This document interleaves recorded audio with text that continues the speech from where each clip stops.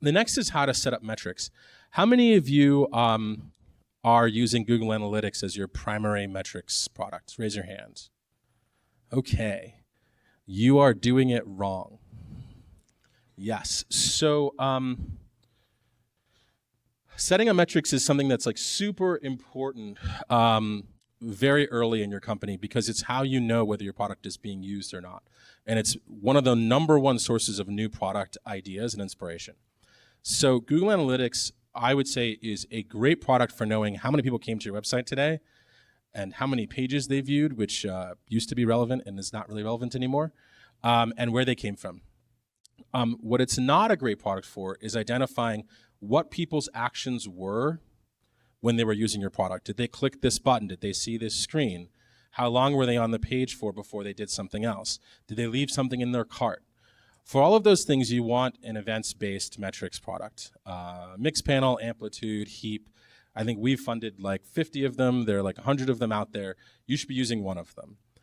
If you're not, you can't be sophisticated at building your product. This is just kind of a prerequisite. So get on it. And this goes back to the early thing that I mentioned, which is technical teams. For a technical team, implementing Mixpanel is ridiculously easy. For a non-technical team, it's basically impossible. This is just one of the many advantages of having a highly technical team. You actually know what your users are doing. Without this, you're just missing a huge part of what you need to know. The next thing, and Suhail from Mixpanel gave a great talk about how do you set up Mixpanel. One of the challenges of setting up Mixpanel is the second that you're sitting there saying, I want to track what my users are doing, you can come up with like 150 things your users can do with your product, and you want to track all of them. That's often a mistake.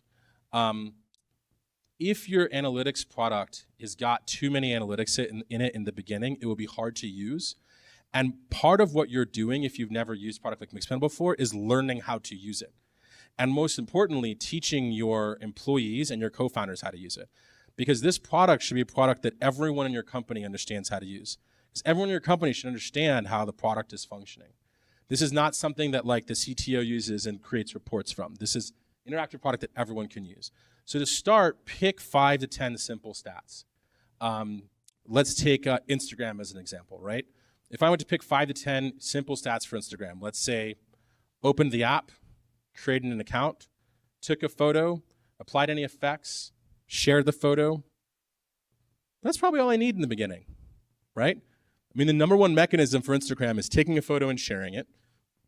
I can track that. I'm pretty happy.